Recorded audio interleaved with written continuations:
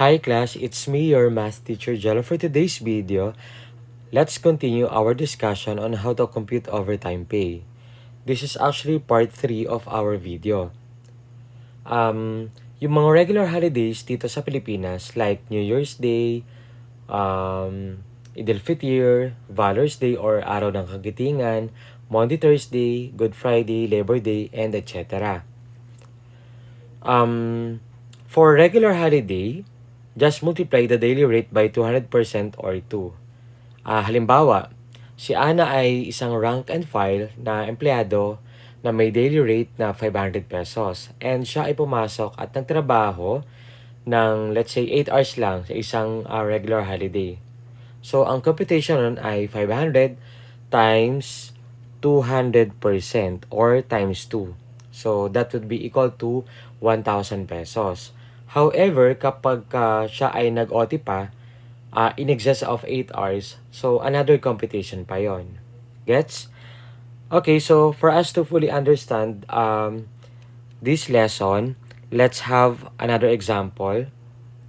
So, on a regular holiday, so work on a regular holiday, just multiply the daily rate by 200% or 2. So, Mirna earns the regular daily rate of 340 pesos if she works 10 hours on May 1, which is Labor Day. Ayan. How much does she earn on that day, including overtime? So, mag-solution tayo dito. Step 1 natin, find the hourly rate. So, to find the hourly rate, the regular hourly rate is equal to daily rate divided by 8. So, paano tayo nag-come up sa 8 as our denominator? Kasi sa loob ng isang araw, we are allowed to work for 8 hours. Okay? Kaya nga, in excess of that, meron tayong overtime pay na tinatawag. So, just plug in only our daily rate from the given, which is 340 pesos. Gets? So, just substitute or plug in 340 pesos divided by 8. So, class, kapag dinivide natin to, that is equal to 42 pesos and 50 cents. Okay? So, 42.50 pesos. Gets? So, this will be your hourly rate or regular hourly rate. And then, proceed tayo sa step number 2. Compute the hourly rate on regular holiday. So, dito, another computation pa yan. So, hourly rate on regular holiday, that is equal to 200% times regular hourly rate. So, paano tayo nag-come up sa 200%? So, dito yan, class. Ayan, kapag regular holiday, so meron tayong i-impose na 200% or 2 or multiply it by 2. Gets?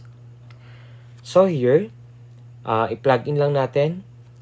So, that is 200% times ng ating regular hourly rate, which is doon sa step number 1, 42.50 pesos.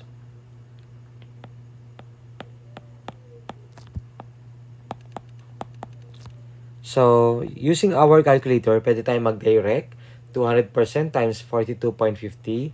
That would be equal to, very good, 85 pesos per hour. No? Okay. 85 pesos per hour. Ayan. Or, para mas madali, since yung 200%, pwede natin gamitin ng 2. So, 2 times 42.5, that is equal to 85 pesos pa rin naman. Gets? So now, nasolve na natin yung step number 2, yung ating hourly rate on regular holiday.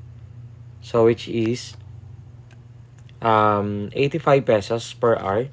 Proceed tayo ngayon sa step number 3. Step number 3, determine the overtime rate per hour. So paano natin kinakompute yung ating overtime rate per hour? So, overtime rate is equal to hourly rate on regular holiday added by 30% of hourly rate on regular holiday. So, paano tayo nagkaroon ng 30% dito? So guys, kapag special holiday, regular holiday, just multiply, and also rest day, just multiply by 30% or getting the 130%. Okay? So in this case, ginamit ko lang ay 30%. Dito, i-plug in lang natin yung class. Okay? So, meron tayong since hourly rate on regular holiday. So, dito yon makukuha sa ating step number 2. That is 85 pesos. So, equals 85 pesos plus yung ating 30%, ayan, 30%. Guys, wag kayo malilito pag sinabing off, that is multiplication. So, times hourly rate on regular holiday. So, uulitin lang natin yung 85 pesos. Gets? Ayan. And then, simplify natin yung nasa parentheses.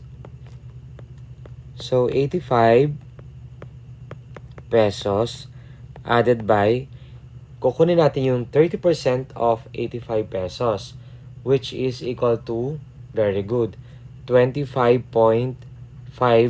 pesos. So, 25.5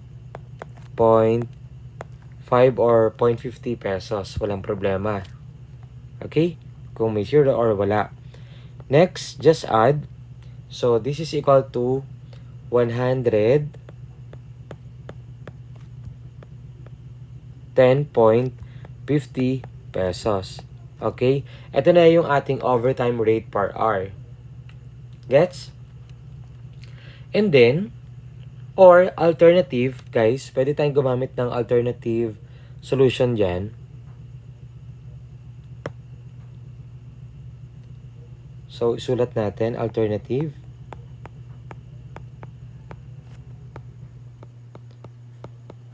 Kung ayaw nyo ng solution sa una, so pwedeng ito. So, overtime rate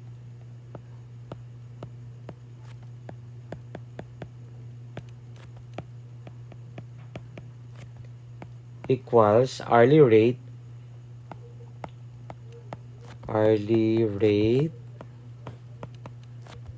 on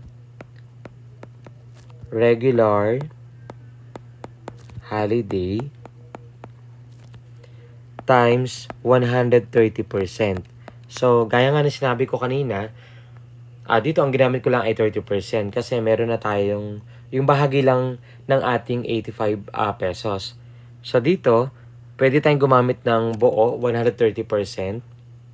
Pero, i-multiply lang natin yon by 85 pesos only. So, 85 pesos times 130% or pwede tayong mag-multiply ng 1.3, right? Okay. So, same pa rin naman ang magiging answer dyan. That is equal to 110 pesos and 50 cents or 110.50 pesos. Okay? So, here, magkapares lang ang sagot natin using different solutions. Gets? So now, proceed tayo sa step number 4, compute the overtime pay. So, paano natin kina-compute yung overtime pay? So, that is, overtime pay is equal to overtime rate times overtime hours or the total number of overtime hours. Kung ilan oras siya nag-OT. No? Okay, so overtime rate, dito yan, makikita sa step number 3 which is 110 pesos and 50 cents. Plug in, substitute lang. 110.50 times. So, kung mapapansin natin, sa problem, sabi natin dyan, if she works 10 hours. So, allowed tayo na magtrabaho ng 8 hours and then nag-exceed, which is equal to 10. 10 minus 8, that is equal to 2. So, therefore, ito ay 2 hours yung kanyang overtime hours, no? So, 2. Gets? And then, getting the product of the two, 110.50 times 2, that is equal to, very good, 221 pesos. Tama? Okay. Ganun lang kasimple. And then, next, sa step 5 na tayo. I hope this will be the last. So, find the total pay, no? Okay. For us to find the total pay or yung pinaka sahod niya during that day, so total pay is equal to 8 times 200% of regular hourly rate. So, paano tayo nag-come up sa 8 dito? Kasi meron tayong 8 hours na pagtatrabaho in a day, right? And then, times 200% of regular hourly rate kasi ito ay nag-fall ng regular holiday. And then, added by 2. So, paano tayo nagkaroon ng 2 dyan? Kasi, meron tayong 2 hours na overtime pay. So, times the quantity of 200% of regular hourly rate plus 130%. So, paano tayo nagkaroon ng 130% or 30% dito? Kasi, kapag special day, regular holiday, and also rest day, yun ay 130%. Gets? So now, let's substitute. So, isa-isay natin yan. So, we have 8 times yung ating 200% of regular hourly rate. So, babalikan natin yon dito. Ayan. Yung regular hourly rate natin, which is 42.50. Siyempre, multiply natin yan by 200%, no? Okay. So, times 42.50. Pag sinabing off, times yon, times 200%. Gets? Added by, so we have 2 here. Yan yung ating OT, overtime hours, no? And then 2 times, so 42.50 pesos times 200%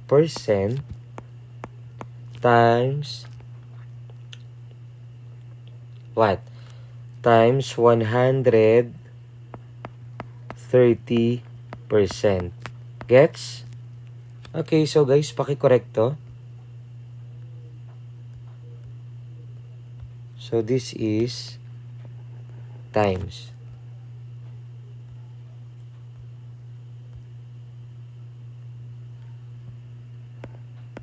Okay? So now, i-simplify natin yan. So we have, so 8 times 42.50. So ito muna class. Yaan muna. 42.50 pesos times 200%. That is equal to, very good, we have 8 times 85 pesos. Gets? And then, plus, dito naman sa kabila, so yun na, sa parenthesis, 2 times yung 42.50 pesos times 200% times 130%. So, we all know that ito class ay 85, tama, 85 times 130%. So, 85 times 130%. That is equal to 110.50. Gets? Okay, 110.50 pesos. And then, simplify ulit natin yan. So, 8 times 85 pesos, that is equal to 680 pesos. No? So, by the way, class, kapag halimbawa ang given lang natin dito ay hindi siya nag-OT, no? Hindi siya nag-OT. So, saktong 8 hours lang. So, 340 times 200% or 2, that is equal to 680. Okay. And then, plus 2 times 110 pesos and 50 cents, that would be equal to 221 pesos. So, getting the sum of the two, that is equal to, very good, 901 pesos. Okay? So, ibig sabihin, yung kanyang total pay for that day is about 901 pesos. So, Myrna earns 901 on that day. Gets? So now, actually, dito, meron tayong alternative formula or solution, perhaps. Sulat din natin yan. Alternative solution. So guys, pwede nating gamitin din to. So dito we have 8 times regular hourly rate. Okay? Times 200% plus overtime pay. So, class, mas madali ito. So, we have 8 times yung regular hourly rate times 200%. Yun ay, very good, 42.50 pesos times 200% plus yung overtime pay niya. Yung overtime pay niya doon sa step number 4 ay 221 pesos. Tama? Okay. 221 pesos. And then, i-simplify natin yung class. Kapag sinimplify natin yan, so 8 times 85 yon. So that is equal to, very good, 680 pesos, right? Plus 221 pesos. Okay? So, getting the sum of the two, we come up with 901 pesos. So, see guys, using alternative solution, so, na-prove natin na magkaparehas yung sagot natin. So, class, kahit alin dyan na solution, accepted yan. Basta tama yung magiging sagot. Okay? So, this is the end of our video. I hope na marin kayo natutunan. Thank you for watching. Follow for more.